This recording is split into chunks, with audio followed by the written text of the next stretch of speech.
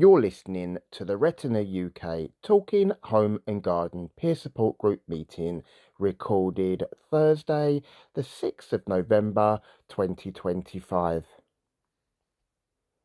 Good evening, everybody, and welcome to Retina UK's Talking Home and Garden Peer Support Group.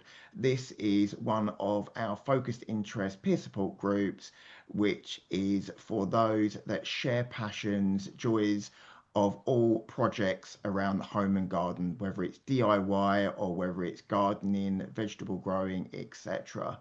And I'm very, very pleased to introduce our brand new facilitator for this group that's going to support myself with running this moving forward is Brian Coates. Thank you very, very much, Brian. One, for coming on board and supporting Retina UK, and two, for sharing your passions for DIY and home and garden projects. So the floor is all yours. Thanks, Mark. Like Mark said, my name's Brian. I come from a little place just outside Belfast called Carrickfergus. I've been living there for about, I don't know, 20 odd years now. Oh, flip, it's 25 years. It is. I have a condition called Stargardt syndrome, which pretty much is also known as cone dystrophy. It's just a degeneration of the macula and the cones in the macula. Pretty much as I sit here tonight, I have peripheral vision, but pretty much my central vision's gone now, more or less. There are bits of it left, but it takes heavy magnification to be of any use. I was probably diagnosed, not probably, I was diagnosed with the condition in 2009, but it had kicked in a fair bit before that. I had issues with my eyesight. It all started off with just a little. I suppose when I woke up in the morning, there was this little line coming across my vision, and I never thought anything of it. You don't, because it's early in the morning, and it just kept on getting bigger and rounder, and I was starting to notice that I was missing stuff. Stargardt syndrome usually kicks in people in their teens. Mine didn't kick in until I was in my late 30s. And by the time I was diagnosed, I think I was 45 or something like that there by the time I was diagnosed. But I just was not, I was noticing that I was starting to miss things. And I went to the doctor and I went to the optician, and they both did their wee tests. They do the wee peripheral vision tests, and where they do the hand thing and whatnot. And they didn't seem to be able to find anything. But I kept on pushing because I just knew something was wrong. I mean, I drove for 20 odd years, and my eyesight was probably the best in my family. So it goes to show you, just be careful where you take pride in, because the world has a funny way of leveling you out real quick. I thought I had the best eyesight in the family, and it turned out that I was starting to miss all these things, not all the time, and I couldn't understand what was going on. Then one time I was actually driving down the motorway, and a double-decker bus just came out of nowhere from me. It was going the same direction as me, so it wasn't any danger. But I just said, I do not know where that came from. And it wasn't like I wasn't paying attention. It just came out of nowhere. And I said, right, I have to do that. So I went back to the doctor and insisted on seeing a consultant, and eventually went to see the consultant and got my diagnosis of Stargardt syndrome. But it's a in those days, there was no iCare liaison officers or anything like that. Anything. I just walked into the room, got my diagnosis, and was generally just packed off down the road. And I'm going like, where do I go? What do I do? I have no idea. This. I was very, very. I felt very lonely, to be quite honest. I just didn't know where to go next because I'd asked all the questions. I asked them, look, is there surgery you can do? They said no. Am I going to go blind? They said we don't know. They said, is it how fast is this condition? They says it varies from person to person. And I just said, right, well, okay, we'll play it by ear. And over the couple of years after that, I really had some issues with the diagnosis and stuff like that, and seeing myself as visually impaired because I thought I had great, I thought I was okay, sort of I could deal, I could still read my phone, I could still read the computer and work and stuff like that there, but I didn't realize that how this was going to continue to degenerate. Right now, as I sit here, I always thought I was a bit of a faker, to be quite honest, at the beginning. I didn't think that I, you know, deserved any of the things we were getting for, the visual aids and stuff like that there that were being offered to me and the help that was being offered to me. But as I sit here today, I've no doubt in my head that I'm visually impaired and severely visually impaired at the minute because that's just the way it goes. I had a I've always really had a passion for DIY. When I was at university, I would have worked during the summers in my uncle's uh, building business, and he taught me carpentry and stuff like that there, and certain bits of the building trade, you know. And I was just sort of like working in the summer just to pay off my student debt, really, and I enjoyed the work with them, and I went back year after year after year. For the 4 years that I was there, I went back every summer just to drag down my overdraft and get me on a level keel for the next year and stuff like that. And after I finished university, I sort of just kept on the DIY in the background, with him as a resource and with me just sort of like reading at the time in books and whatnot to pick up little tips and stuff like that there. And I've continued sort of like to this day to to to do DIY. But when I started to notice that my eyesight was going, I really sort of I bought into that sort of mindset that, oh well, I'm partially sighted, then I can't do that anymore. It's dangerous. It's this, it's that, it's the other thing. And I stopped doing it. I sort of like went, I'll have to find some other interests, some more suited to, my visual ability and stuff like that. And I went, and I missed it. I must say, I did. I started to notice that any of the other things that I took up, I never really stuck with.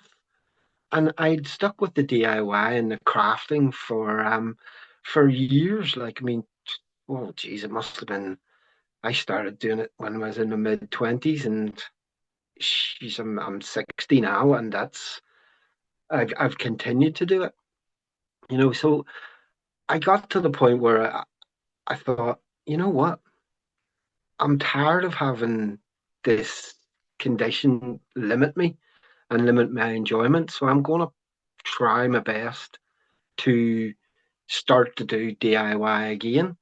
And I kicked off and started it again, and I found out that I had those initial skills and sort of like experiences with the DIY I was doing before, but I started to develop little techniques and little ways around.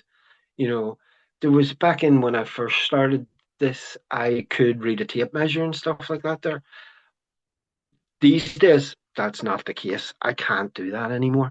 I've had to develop little bits where I use spacers more than anything else, and they will be the bits that determine the thing. So I only have to really measure a piece of wood once, and then I know, right, that's the standard that I'm going to be working to. And I have a lot of them sitting around the place. And there's been tons of other little things that I've come across through either talking to other people, talking to my uncle, who's been very good, sort of like thinking up various ways of getting around uh, the things that I can't do. You know, it got to the point where I've probably about before I would have considered myself severely sight impaired. I took on some houses and stuff like that there and did them up and managed to do them with the condition and stuff. And I found it very, very rewarding. And the, the the fact that I was able to do the DIY, the fact that I was able to do the wee jobs, gave me a lot of confidence and kind of increased my feeling of being sort of enabled me, so that whenever other things came along, I was less likely to say, no, I can't do that because I'm visually impaired. I can't I can't take on these extra ability, even in work or through other hobbies that I have and stuff like that. I'm less likely to say no. I'm more likely to say, well, let's have a go and see. And that's the sort of attitude that I've had, sort of like all the way through. I mean, I still do DIY around my own house. I mean, I've my own house was in fairly good condition, but I've managed to put in a wee downstairs loo because I think I might need that somewhere. Well, it's a bungalow. It's not a downstairs loo. An additional wee loo, and I've been able to. Although I do I stay away from electrical if I can, but I managed to put in a solar system in my own house, for the solar panels and the inverter and stuff like that there. And when the weather's good, I can, during the summer, I can pretty much turn off the electricity for about 3 months. And that kind of helps. And I'm sort of like, through talking to some people and some wee groups that I'm a member of in Carrickfergus, the men's groups, the men's shed kind of things, I got talking to some folks in about must have been about 10 years or something ago. I got into gardening as well and found it very rewarding. I love being able to take something from a seed, plant it, and get it going, and then taking it out, putting it into the garden, and just watching it grow. Just to sort of like I don't know, but this is how it is for me. But I get a real kick out of putting the seeds in and seeing them growing up, and then you just popping your head into wherever you have the seeds and just going, oh, you've got a bit bigger. That's pretty good, and sort of, and then seeing them at the end. I really do like vegetables more than anything else because you get to eat them at the end of it. So I also like that. But I've also built myself. I started off when I first started off there. I started just open gardening. Sort of. I've got a fairly decently sized garden out there, but I'm not so good anymore with when it is an open stretch. I wasn't so good because when the plants were growing, I didn't know what was a weed and what was a real plant. So I was picking out my own flipping things that I'd planted. I was a bit frustrating. So I've made some raised beds all around the house. Some of them are waist height, some of them are down at the ground, but I find them much easier to handle. Apart from this year, I had to pretty much close them all down because I had a mare's tail infestation, and I cannot get rid of those things. So I just had to cover them all up, and hopefully they'll just run out of energy at some point. But those are the things that I get a real kick out of, sort of just around the house. And even we were talking there just before the meeting about uh sort of things around the house for making your life easy. So it's when you have a visual impairment. I mean, my house is fairly well automated, I think, more than most. I mean, I picked Alexa back in the day, and Alexa sort of it runs my shopping lists and my to-do lists and runs all my music and the TV as well. It runs all my little plugs around the place, so I can, at the end of the night, I can just say to it, "Hey Alexa, shut everything down for the night." There's a wee routine for that, and it just goes through turning off all the plugs and whatnot. And I find that really handy rather than going around and bumping into things or whatever at that time of night. And with the thermostat and stuff like that, those wee things, they can save you a bit of money and stuff. And I do like those. And the other things that I've found around the place are, there's so much out there at the minute in terms of assistive tech. And I love to sort of like use those things to help me do what I need to do. I mean, the I'm a big fan of the meta glasses at the minute. I think they're pretty good for us. The talk over on the phone. I mean, I couldn't use my phone anymore without the talk back on it. I use an Android phone, and there's so much out there. I mean, one of my other hobbies is hiking, and I use a lot of assistive tech to try and get me out and about in the place and sort of not eliminate the need for a sighted person to come with me, but to, help me maintain as much independence as I possibly can, or at least as I call it, the illusion of independence. So it's just like getting those things into my life. I don't know how folks actually did it before. People with visual impairments back in the day, before all this tech came along. So I find it invaluable to do it. But I'm kind of thinking I'm rambling on a wee bit here, Mark. Is that No, is that honestly, it's so inspirational, and I can probably vouch for pretty much everyone. We can all relate to your story, and I think it's absolutely amazing. If you want to carry on, then please, feel free. it is that this kind of journey that I've been on, sort of like doing this stuff. I do find it anything from I've a little project I was talking about there that I'm going to do during the winter. I don't get out. I don't. The nights aren't so good for me, so I tend to retreat into the house a wee bit over the winter, and I can't really, you know, I'm not good at sitting around and doing nothing. So I have a wee project at the minute. I'm going to maybe try and press some seaweeds, and you just go and you gather your little seaweed samples, and then you bring them back. And I've made a wee press out of plywood and some bolts and stuff like that. There, you bring them in, you get them onto a piece of wood, and you squish them down and just leave them there, and they come out, and hopefully they'll turn out quite good. I saw it I nicked the idea from a wee program that was on the TV about some people who live on islands around the UK.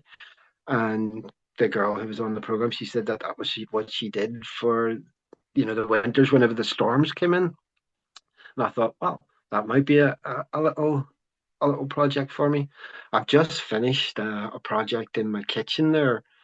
It was just putting some new worktops in.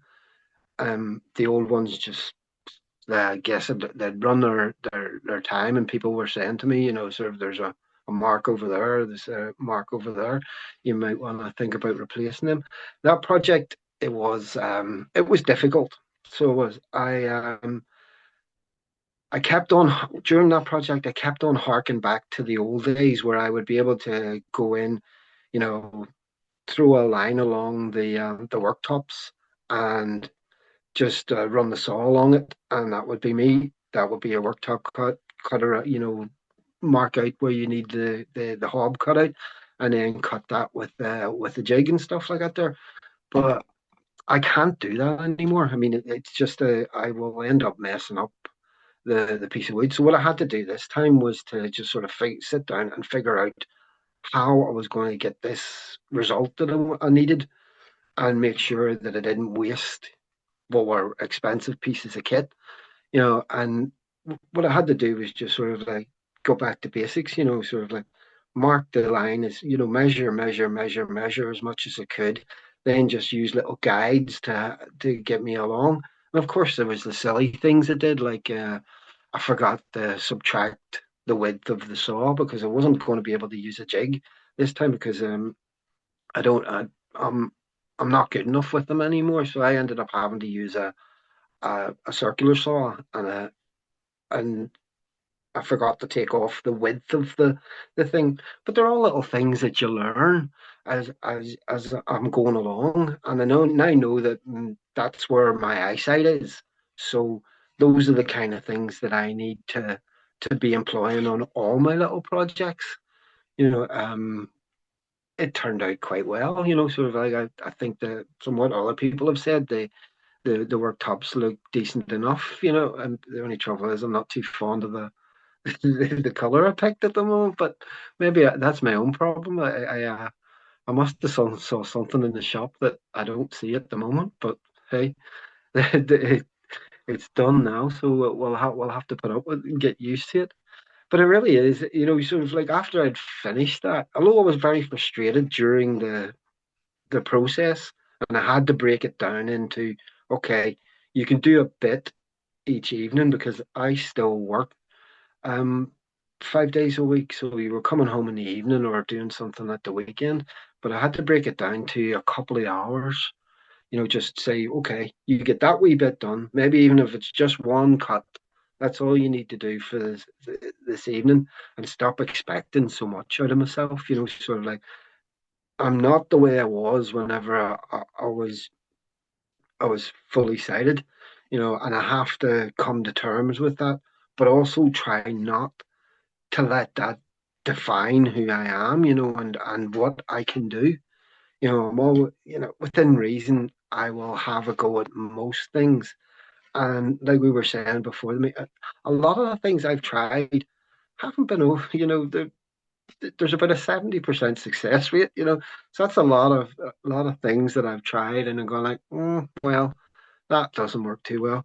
I used to be able to solder and stuff like that there for doing bits for for you know making little batteries for the solar system and stuff like that. There's but those days are gone now, and I have to figure out other ways of getting around that. Sometimes I just have to bite the bullet and buy a big piece of equipment that will maybe pay for itself in another lifetime. Probably not this one, but you know, it still gives me the pleasure to know that you've done these tasks, and it does actually I mean, I don't have an awful lot of projects on at the moment, but I mean, if in within my house at the moment, in the past, I mean, I've replaced all the doors at one point. I've put down the floors and stuff.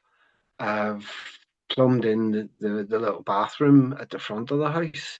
I've, you know, you can do the plumbing with thing. I mean, I love that speed fit stuff these days. It is so good. It's a bit of a wet job because I'm not overly good at you know, so I just don't think the whole thing through enough to keep myself dry. There's always some part of it where I'll either get squirted where I haven't turned off a valve or I haven't thought, oh yeah, that's still going to be full of water from the last time you used it. So I end up with that one. But I still find it all those things. It's empowering, but it's also a good bit of fun.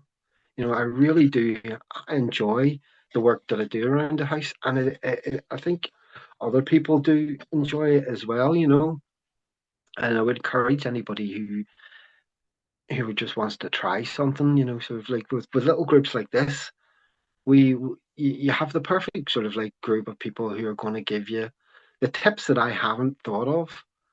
I'll get from you guys, and that's what I'm really looking forward to.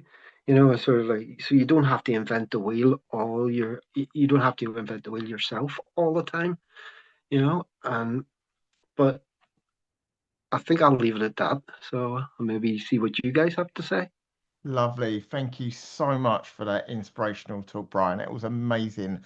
Yeah, and yeah, just resonated with myself, can relate to literally getting wet a lot, just the little schoolboy areas that you get frustrated, thinking, I should have known I should have done that. Why didn't I think of doing that? And always thinking about you can do something slightly better, after you've done it the first time round. So, no, it was absolutely brilliant. Does anybody have any questions for Brian or anything like that that you're not sure of, or you want to do a project on your own? And, if there's any advice that Brian can give you guys.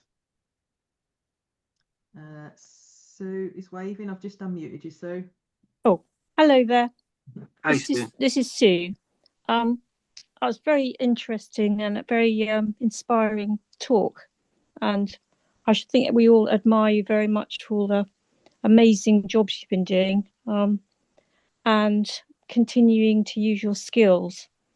And I unfortunately couldn't. I don't think I could aspire to doing all those wonderful things. But I noticed, like, lately I've been making a tactile map. I know that's got nothing to do with this, but it's something that's it's making something. But I've noticed that I'm in a way, my vision is kind of similar to yours in that I've got retinitis, but I have peripheral vision of a sort where I can pick up colour. Mm-hmm. But my central vision, I've got a sort of dark ring, and then within that, the central vision, the colour's gone, and so it's like mist now, really.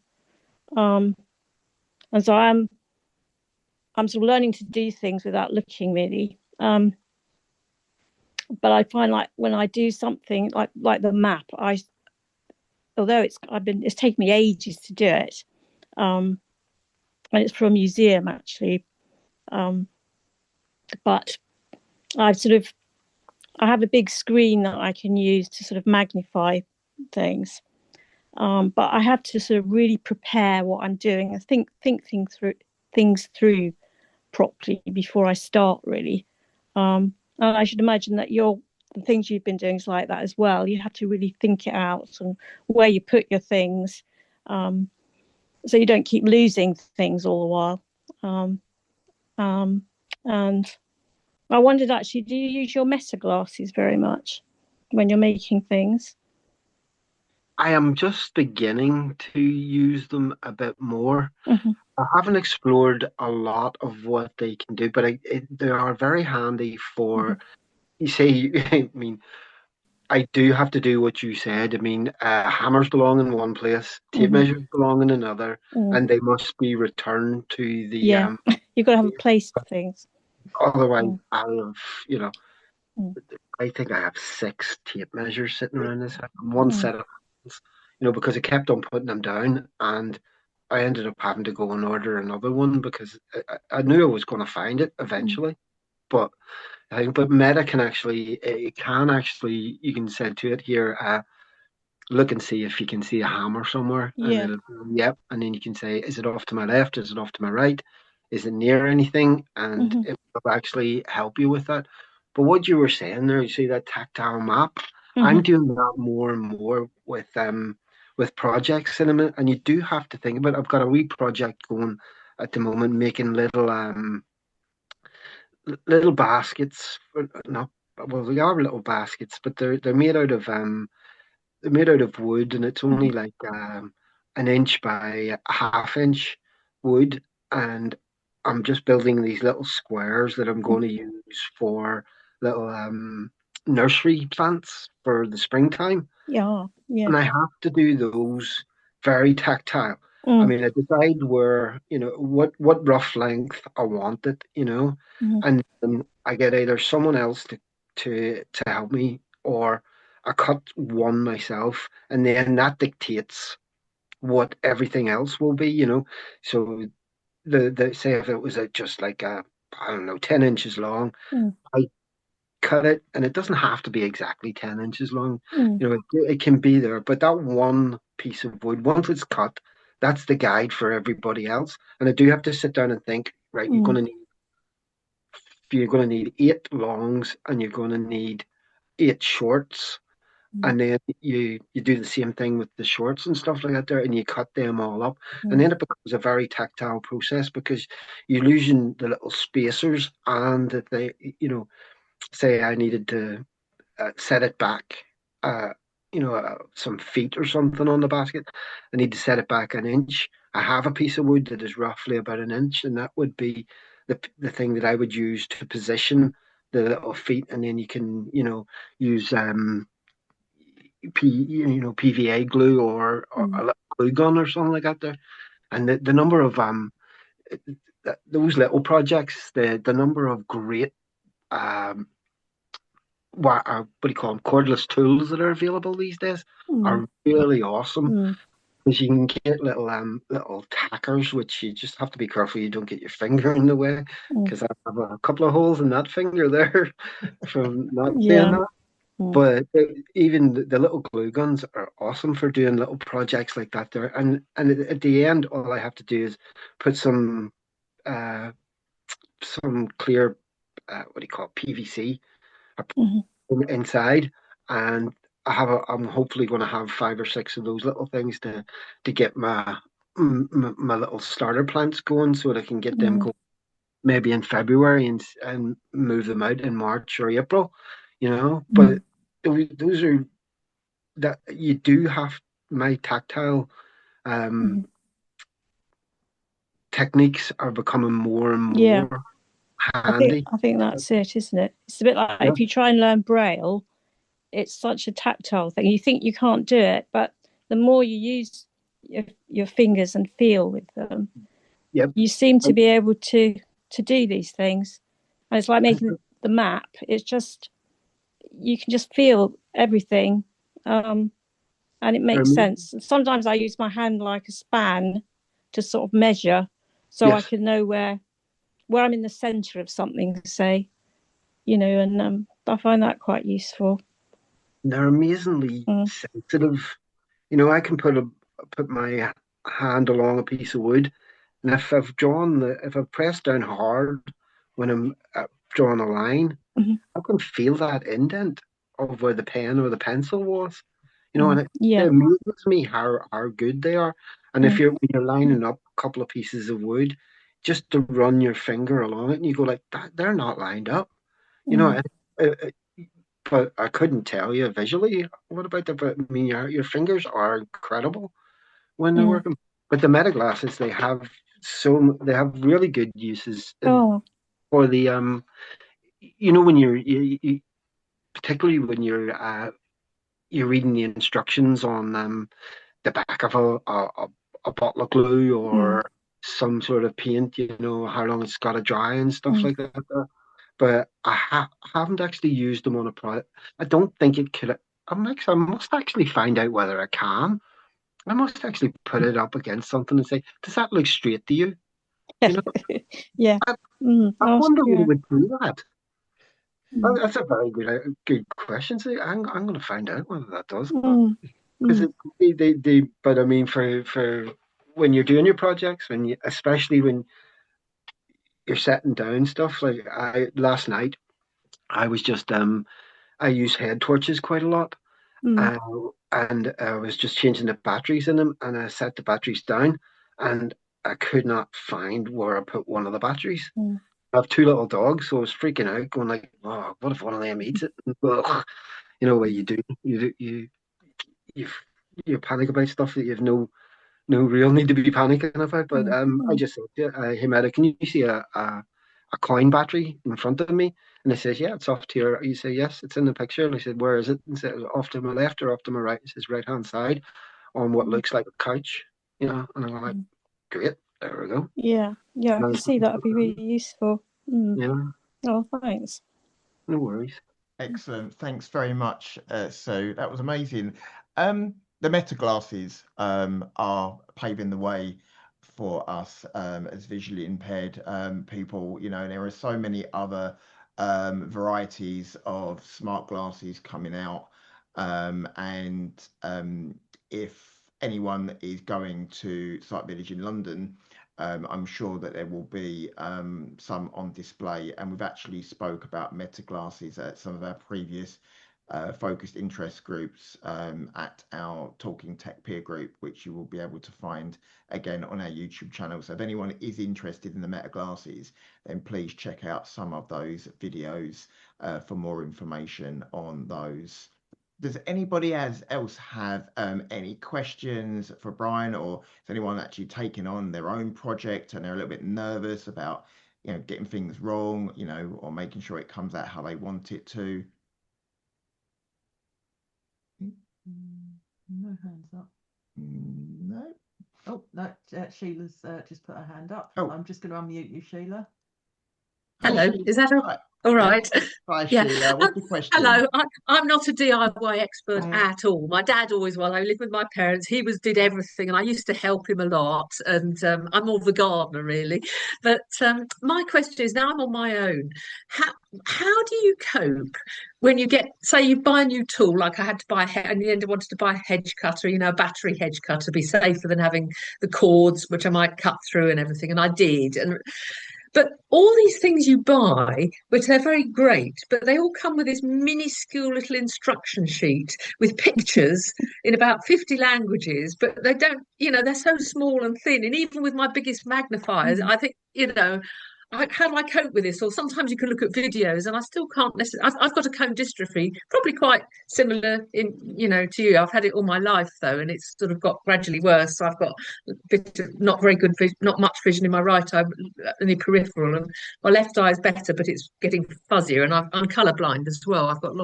I have some colour, but I can see that's all going in, particularly in one eye. But yeah, so I just wondered how you cope with for instance, I could probably use an electric drill, but I can't work out how to fit the drill bits into it safely. And I don't, I'd have to find a friend who can do it, So, Yeah.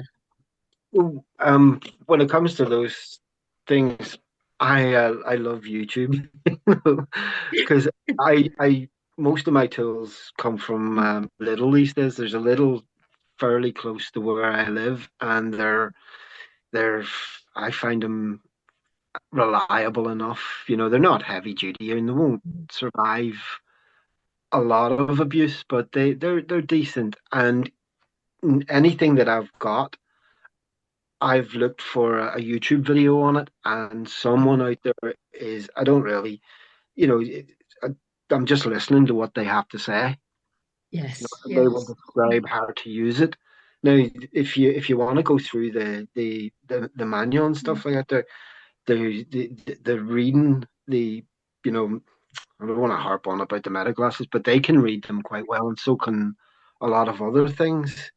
I would use those sometimes, and then It's when sometimes they're it's just when they're diagrammatic. I don't. If they give you sort of step by step instructions, in print, I can read it. But if they just give you a series of 10 pictures, little line drawings, I find those really hard to they're, interpret.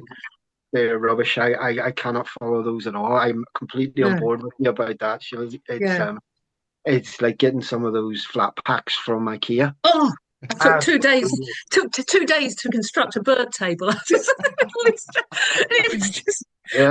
on a television stand. That took about 2 days, and it had about 100 screws. I did do it. It was. I was pleased. I managed it, but oh dear. I've done the same thing, and I keep on. I've got to the point. I'm thinking nearly finished, and you go like, hold on a minute, you put the wrong bit in the wrong place. You have to put it the whole way down again. And I go Yeah, like, so this. But I mean, that's how I overcome a lot of those things. The internet has yeah, especially for tools, and sometimes for a lot of those flat packs and stuff like that. There you can find a video and just listen to what they have to say, and then a lot of it, yes, some of it is just try. You just try stuff. yes. Hopefully, I'm And not going to electrocute myself or something. well, that's why I have them all battery operated because Yeah. I've got less chance of electrocuting myself as well. Mm. And I learned little tricks like for most drills these days. My uncle taught me this here. Most of them are keyless chucks on them, the little bit that holds the drill. Mm. And if you put the drill into it and turn it very, very slowly, you put your Yeah. hand on the chuck and it'll tighten down on Ah, on right. whatever you want, and Yeah. just don't let it get, most drills these days have a variable speed. So the harder Right. you pull the thing, the faster it'll go, the trigger, the Yes. faster it'll go. Yes. Just pull it real slow, it'll Oh, eventually tighten up, and then you yeah. just give it a wee kick at the end.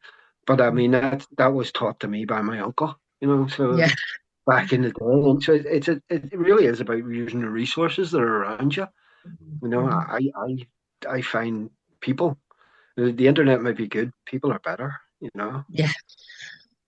but I have found like a lot of resources on YouTube because they Yes. post videos on just about anything. Yeah, I've been yeah. surprised No, what I've found out there. Yeah. thank you. Yeah, no, Excellent. they have rescued me on various occasions, YouTube, I have to say, but Yeah. And it's thank you very much for your question, Joe. I totally agree. There's so much that I've learned, through tutorials on your step by what drills to use, how deep to drill holes in things, anything from stair making, to tiling as well. Again, getting advice from family and friends and stuff like that. My granddad has been a massive influence when it comes to all the things that he's taught me, and just little advice like I love tiling, and he said, if you're putting square tiles up, if the first tile goes in straight, all the rest will follow, and it's just kind of like, it's little tips and hints like that, and I enjoy it, and it's a shame that you can't step back and admire what you've done. You can just step back and know that you have done it, and if anyone says, "Oh, that looks a little bit wonky, what blind guy put that in?" I was like, "Well, I did," be proud of it, all these little, little odds and bits that don't quite match up, or but at least, like Brian said, you've had a go, and you can step back and say, I did this. I love my workshop. Again, all the handles and again, flat pack furniture. And the good thing I noticed about it was home base when they were still around. All their sides, it doesn't matter what size the unit was, it was literally the same sides. They were literally at the left and the right, so it didn't matter. So as long as you build one, okay, all the rest you just learn where all the dowels, and all the metal dowels go, and everything fits in. So you do one maybe with a little bit of help, or fluke, and then the rest will follow. And I put them all together, leveled it. I didn't, unlike you, Brian, I didn't put the worktop on, because I didn't have the jig kit, to cut an L shape. So I got a guy to come in and do it. But I Mm. put all the doors on. I put all the handles on from scratch. Again, online retailers, like Amazon, I bought a handle guide, a drawer and door handle guide. It was brilliant, and every drawer handle and every door handle just went in flawlessly, and I was so proud of it. It finished it off. I was so proud of what I'd done. I've got underlighting in there as well. All my security system is in there for my cameras. I just I just had such a proud feeling, like Brian said, to do these and say, I am visually impaired, but I still cracked on and did it. Yeah, there was a few frustrations, maybe a few swear words here along the way, but you get there in the end. So you ever put off by doing a project, yeah, be wary about anything with water or electricity or both. Please stay safe, peeps. If you are doing any DIY, get in a professional if you know that you can't do something. But it's always have a good having a go with the little ones. But no, thanks very much, Brian, for your talk. It was absolutely amazing. I think we've got about 10 minutes left. Has anybody got anything that you guys want to share with us? Any kind of tips and hints that anything you're not sure of, or like you say, you're looking for some new tools or new gardening techniques or ideas? Is anyone doing any projects at the moment, um, that you want to chat about?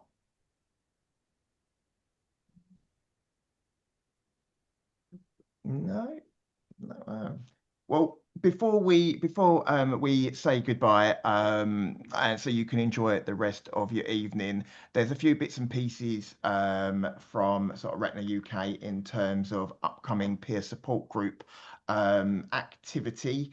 So on the 20th of November, there will be the next Talking Tech peer support group, and that will be hosted by myself, and I will be giving a tech rundown of everything that I've got hands on with at London Site Village, which is on the 18th and 19th of November.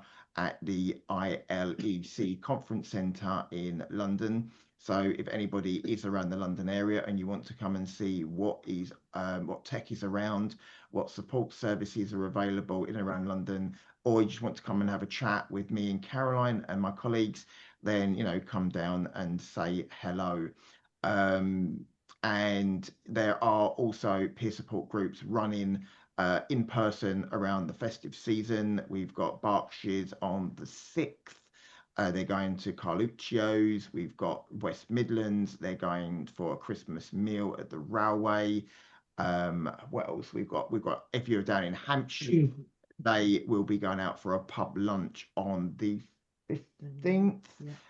We've got Tyne and Weir that will be having their Newcastle peer support group at the Tyneside Irish Bar, and that's a Christmas buffet.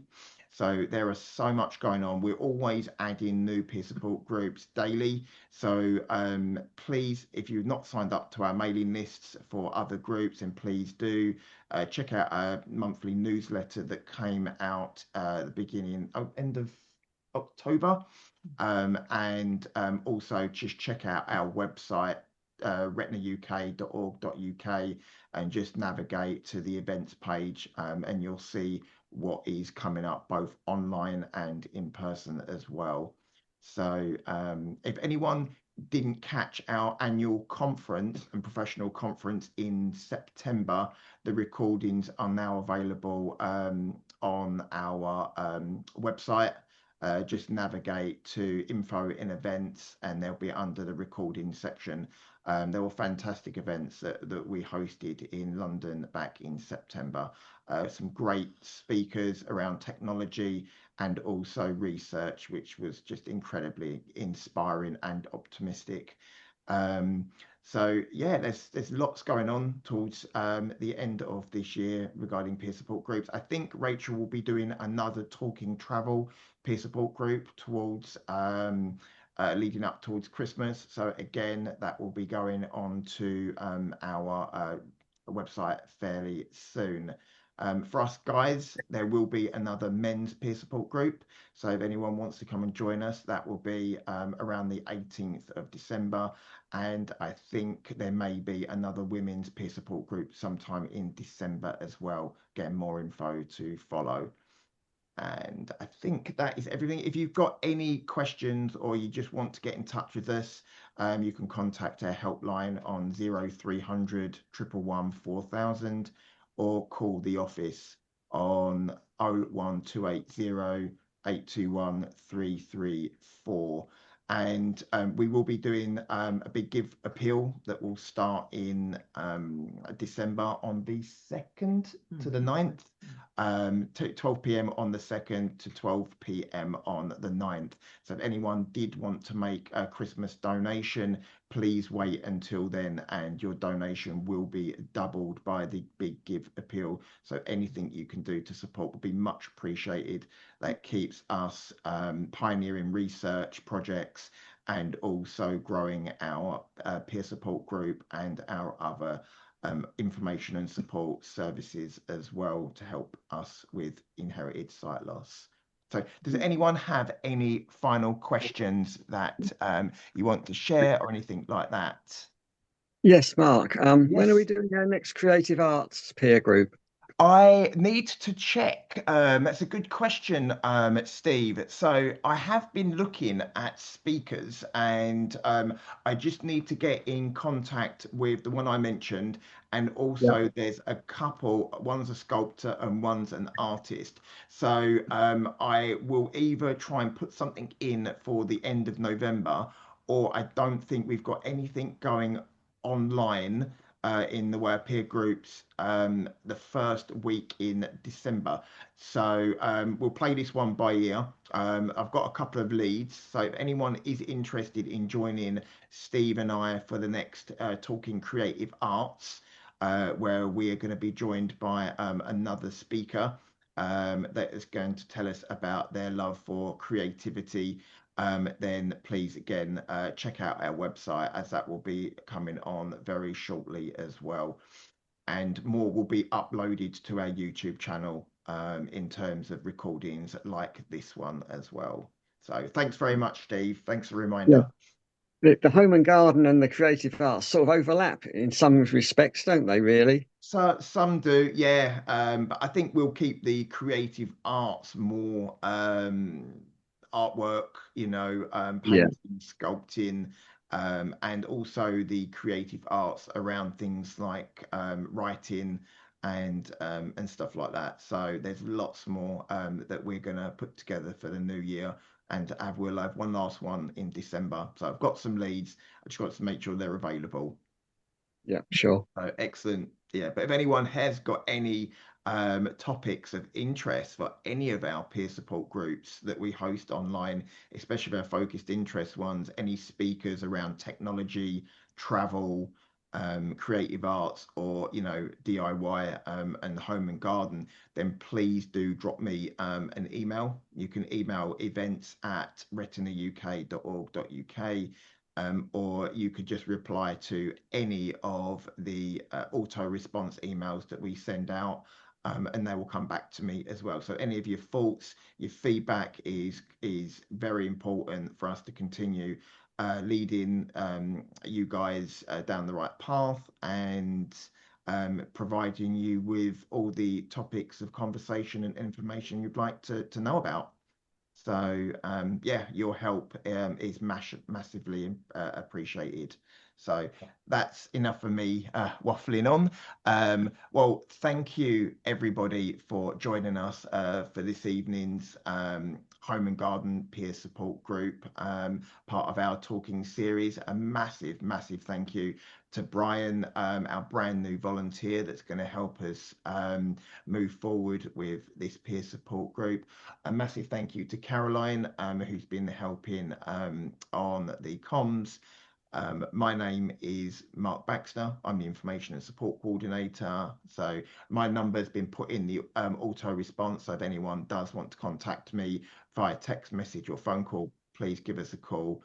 But in the meantime, we hope you all enjoy a fantastic evening, and we'll catch up with you again soon. So thanks everyone for joining us. Thanks again, Brian. Much appreciated, buddy. And we'll see you all again soon. Take care and all the best. Bye-bye, everybody. Bye. Thank you. Bye. Thank you. Bye-bye. Bye-bye. Bye-bye, everybody. You take care. Thank Bye-bye. you. Bye-bye. We hope you've enjoyed this Retina UK peer group recording. If you have any questions or queries regarding its content, or you would like to leave us some feedback, then please do get in touch. You can contact us via our helpline on 0300 111 4000. Call the office team on 01280 821 334, or alternatively, you can contact us via email at services@retinauk.org.uk. If you are interested in creating your own peer support group and assisting Retina UK to grow our peer support group network and join our amazing team of volunteers, then please do get in touch by contacting us at info@retinauk.org.uk and speak to a member of staff to see how you can get involved. Thanks again for listening, and please stay tuned for more peer support group recordings coming throughout this year. Take care and all the best. Bye for now.